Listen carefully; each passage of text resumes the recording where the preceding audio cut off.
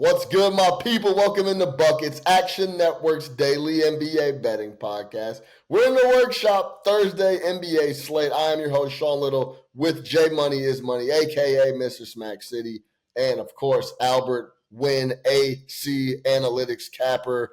Only a couple games here on this Thursday slate, so we're going to get in, get out. We found a couple spots that we like for you. Before we jump into it, J Money, how you feeling? Feeling great, man. Slow start to the season, starting to get hot. Just gotta trust the process.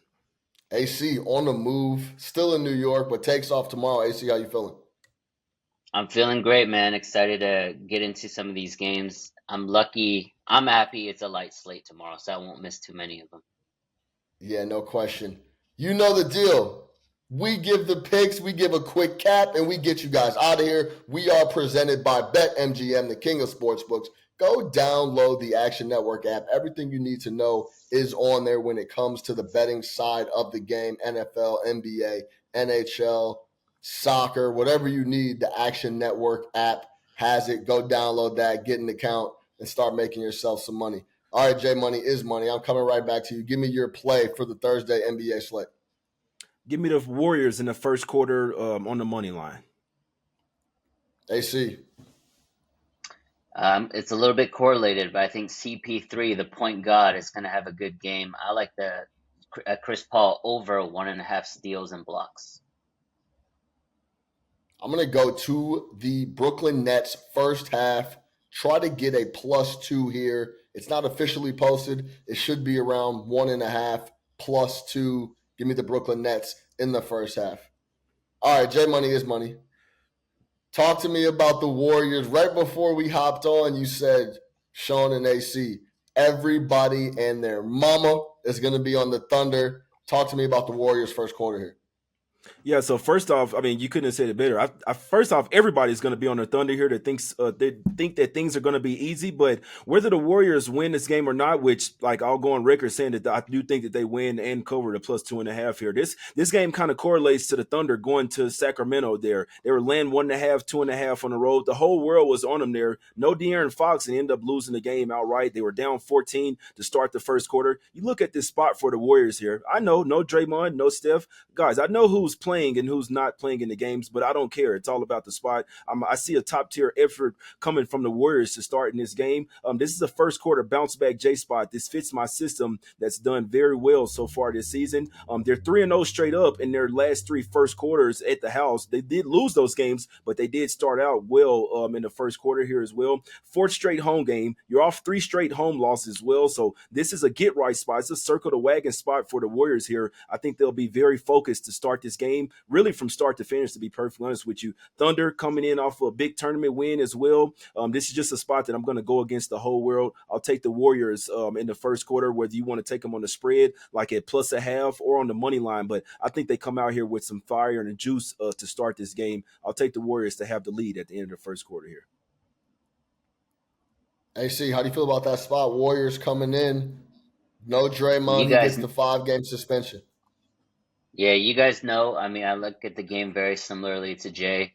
It's a big spot here for the Warriors. They've lost 4 straight. Now they don't have Draymond Green. Obviously, Steph Curry is out. But a lot of guys are going to step up. At the end of the day, it's a great system. I know Steph Curry is a great player. We know Draymond Green can really distribute the ball. He's not as good defensively, not as versatile, but the system is still the system. And you saw even after all their guys got kicked out in that game against the T-Wolves, they hung with the T-Wolves, and honestly, they had a shot there to win at the end. Anthony Edwards was just too clutch. But I agree with Jay. Like, if you were to bet this game, there's no way you're going to bet the other side. Why are you going to be on the side where 98% of the bets are going to be on, right? And it's only a short favorite like that too. It's very, very, I would say very, it's definitely a sign to me that it's a Warriors play. I probably lean the Warriors as well. And if I lean the Warriors, I'm also going to lean the money line. So I agree with Jay there. Yeah, it's not just 4 straight losses. It's 5 of 6 losses for the Golden State Warriors. But look at who they're taking L's to. They took an L to the Cavs in Cleveland. Then they beat the Pistons. Then they lost to the Nuggets in Denver by 3 points. They lost at home to the Cavs, then back-to-back games to one of the best teams in the West in the Timberwolves. Now they're still at home, coming off a bunch of turmoil with Draymond and that whole situation going down. They have to be ready for this game at home in the first quarter. I agree with you, Jay and AC. This is a spot for the Golden State Warriors to show up. All right, analytics capper, talk to me. You went the stocks route, deep in the vault, steals plus blocks. Talk to me about Chris Paul. Yeah, I know Chris Paul is going to get a lot of minutes. When he plays more than 28 minutes this season, he's hit this steals plus blocks over 1.5, 4 out of 5 times. So we know if he gets the amount of minutes and amount of usage, his quick hands, his smarts when it comes to basketball, he can still get 1 or 2 steals on you. The great thing is like he likes to get some of those blocks by the strips, right? So down low, the strips comes. Sometimes they consider it as blocks. Sometimes they consider it steals. Either way, it's going to be part of the stuff. And Chris Paul, you might want to even look at the rest of his offensive numbers, right? Because we know he's going to take more of a load there. Look at points, rebounds, assists, threes, things like that. But I think the safer play is defense, because I know he's going to be able to not only get in the passing lane, but a team like OKC that's so perimeter heavy, he's going to have ample opportunities to get 1 or 2 steals. Jay, how you feel? I know you don't. I know you're not a big props guy, Jay. How do you feel about that spot though for Chris Paul? It makes perfect sense to me. I mean, he's going to have to be the guy. He has looked old. I didn't like because they really should have won that game in the last game versus the Wolves. But I mean, it makes perfect sense to me. He's going to be the starting point guard here. He's going to get a ton of minutes.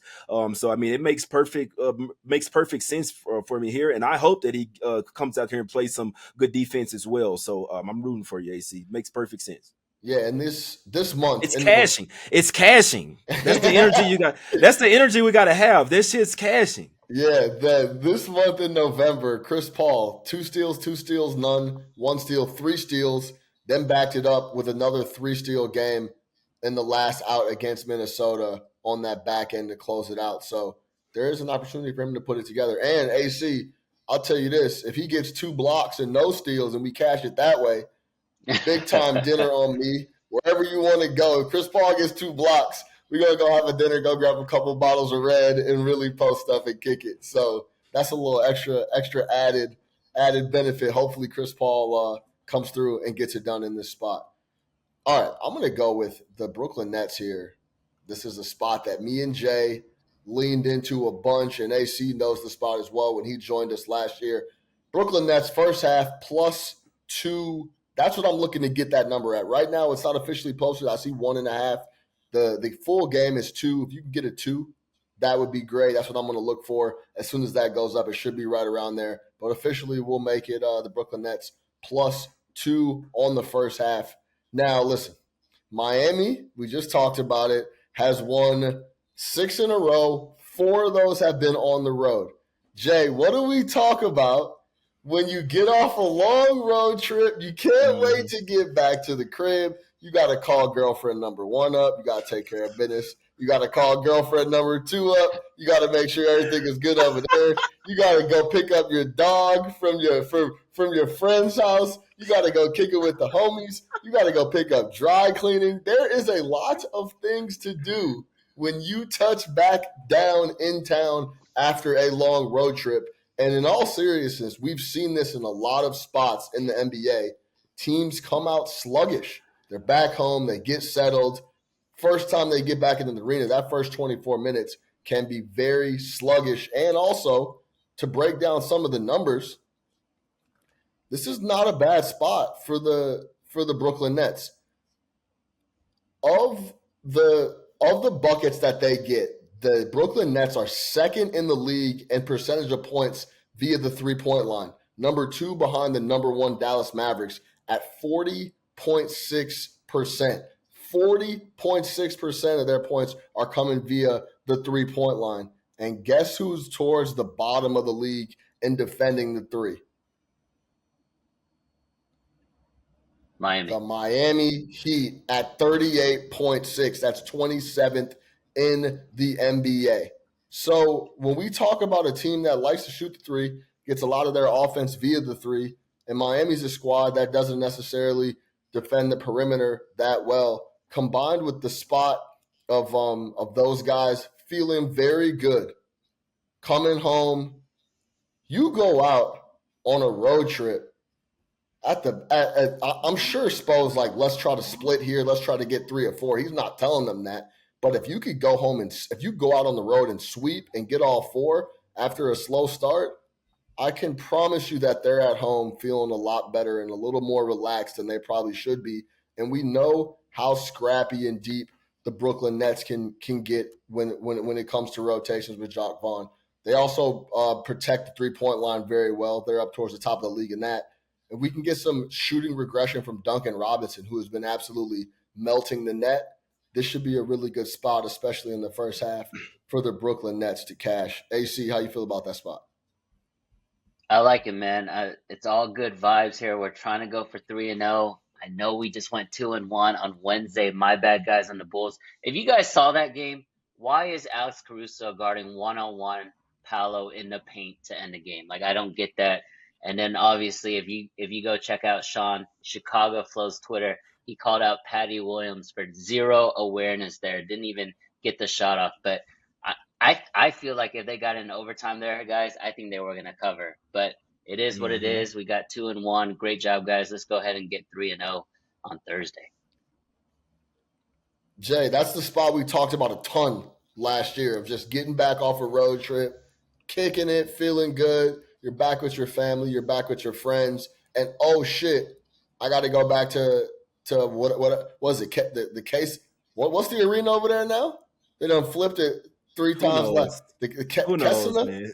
Casino? the Miami Heat arena. I don't even want to talk about that FTX stuff, but I can't talk you off here. And you know what's crazy is, so first off, the Nets have somewhat owned the Heat of late. They've won 5 straight versus them and 4-1 against the spread as well. But this team's played earlier this year and as well. And you know what I think? I think it's going to flip this time around, Sean, because I actually lean to Miami Heat here full game, but I actually think they start the game out slow. So just look at this. The first time they played, the Heat were coming off a 3-game road trip, and they won the first half. They were up by, I believe, 11 points at the end of the first half, end up pissing the game away and end up losing outright as 7-point favorites. This time around, they're coming off a 4-game road trip, but instead of them losing every single game, they won every single game. So this is the perfect spot, Sean, for the Nets to come out here and punch them in the mouth early. But I must say, I think it flips this time where the Nets have the lead in the first half, but the Heat come back and win the game. This line opened up at -2. It's up to 4. So if you wait, you probably get that +2 or even +2.5, guys, if you do like the Nets in the first half. So I actually think the roles reverse this time around, where the Heat come out sluggish to start the game and come back and win the game. And I think it's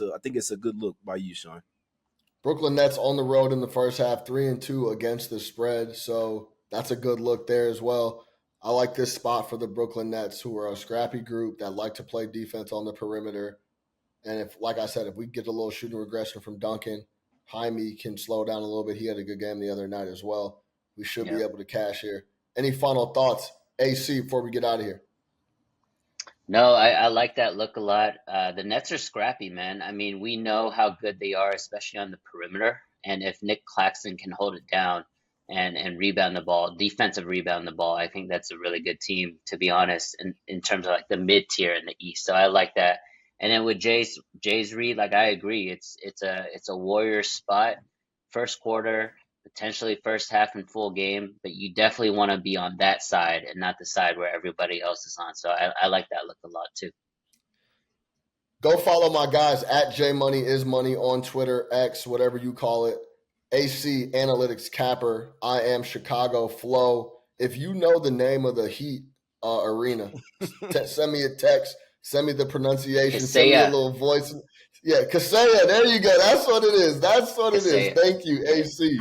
I appreciate that. For J Money is Money, for Albert Wynn Analytics Capper, I am your host, Sean Little. Until next time, let's get buckets, baby.